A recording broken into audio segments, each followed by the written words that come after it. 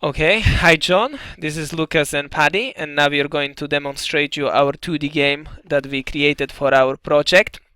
As you can see, it's a split screen, so it is going to be demonstrated as Paddy is going to be client and I'm going to be client, so I have my separate screen and he has his separate screen. Also, as you can see on the side, we have how many objects is drawing on screen 1, so each screen has a separate cooling, and as Paddy walks off, it's 7, and if he walks in, it's 9, because his gun is one of the objects. And now we are going to have a bit of a gameplay and make the best man win, basically. As you can see, I'm UFO, I'm just flying off, I'm trying to abduct these cows. So I just go lower to the ground and start beaming one of these cows off, and after a certain amount of time, it's just going to fly off. And as you can see, when Paddy shoots the bullets at me, I'm just going to start taking damage, and after each bullet, I'm immune to damage for like a second, so he cannot just deplete my health super fast. So I'm just going to move and beam one more cow, and I think that's enough for the demo. And now I'm going to pass it to Paddy, and he's going to talk about what he coded for the game. Hi John. So one of the first things I programmed was the farmer in the game that you saw, and to move left and right, it's very basic. It's just moves the position of the sprite.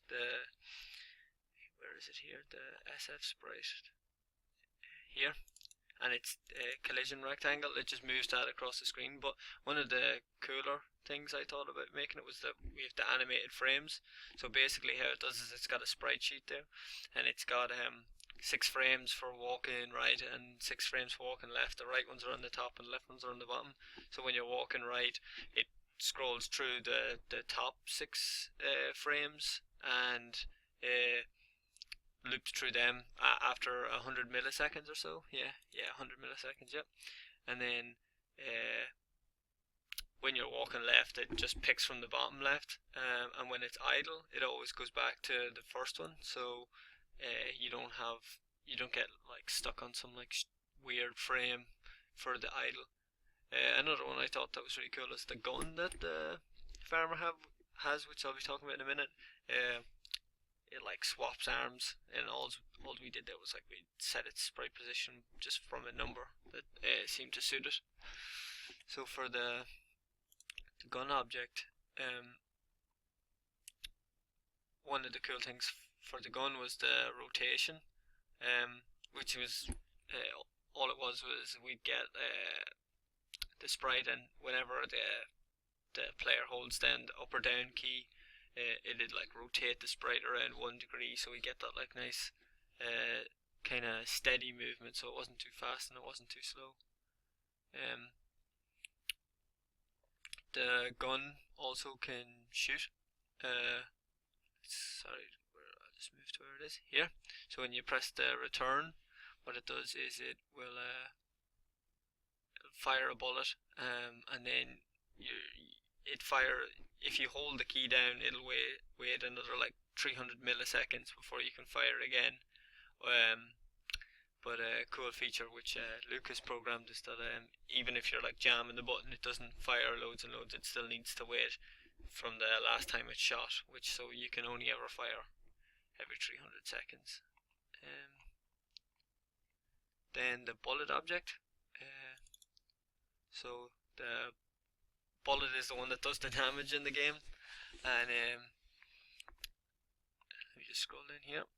One of the cool things worked on this was the movement of it. So using the rotation that the gun is set in from earlier on, I used like a sine and cos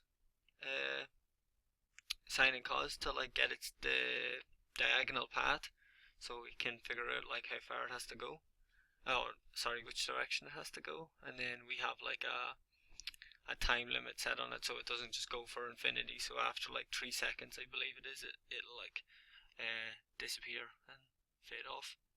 And now I'm going to pass you on to Lucas to talk about some of the stuff he programmed. Thank you, Paddy.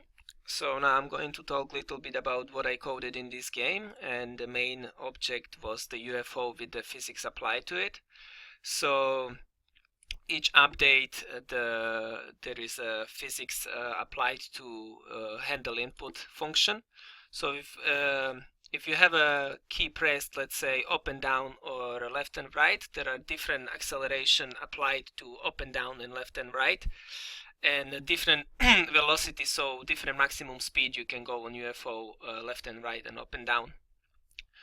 And I created myself a physics integration class, which is just calculating different acceleration and velocity, and also deacceleration, which applied a dampening of 2f, so you deaccelerate faster than you accelerate, basically. And that seemed like a good UFO movement for our game.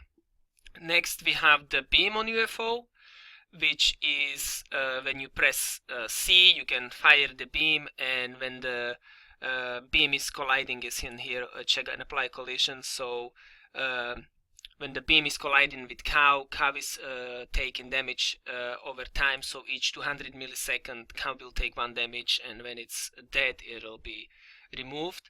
So also I coded the object manager class, and object manager is taking care of all the objects and also calling the objects on the screen which are not drawn but they're also updated, so there is different lists. And we have also implemented custom depth, which is really cool for our game. So we have a 3 draw lists at the Z0, depth Z1 and the depth Z2, as this SFML didn't have a custom depth already implemented in the game.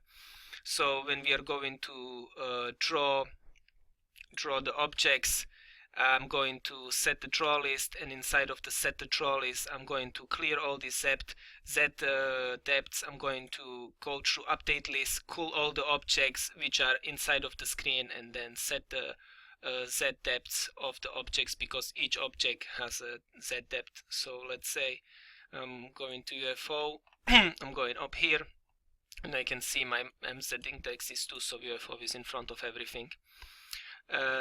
As I was talking about the UFO beam,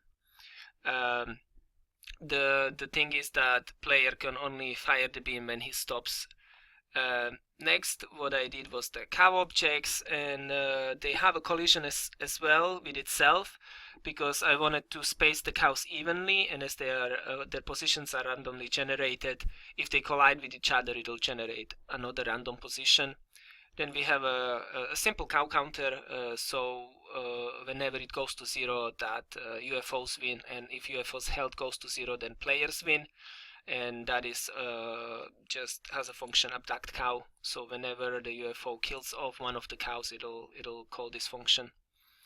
And that would be all for what I've done for the game, and now I'm going to talk about the networking in our game. So me and Paddy, we were discussing what we're going to use for our game, and we decided to go with the client server, and we are going to use the solution provided by you and basically implement most of it. What I have already done for this game, we have a class integration. So if I go to basic game object, I have a class identification already built in. As you can see, it's an enum class, so each of these classes has different class identification. Next, I have already a clone and shared clone.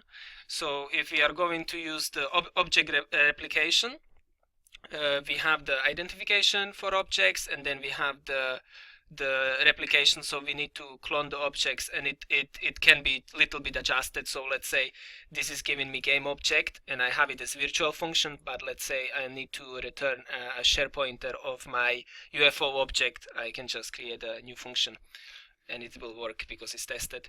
We are going to also use the object serialization with the bit streams that we discussed in the class.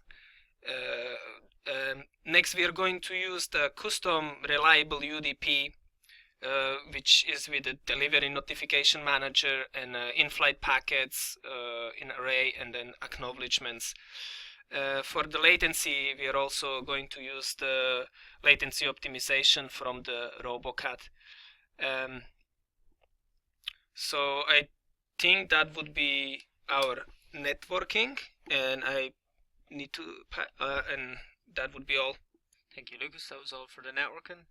Now we're just going to talk a bit about version control. So we've been using Bitbucket because it works really well with Visual Studio, especially 2015. It's just really nice to set up. So we were doing the usual committing to the Bitbucket, but we're having an issue with my laptop, mainly due at the screen. So I was using Lucas's laptop, and we never realized that everything that I pushed was underneath Lucas's name. So in all, we didn't notice it the first time. So for the rest of them, I left like comments. Let me find an example.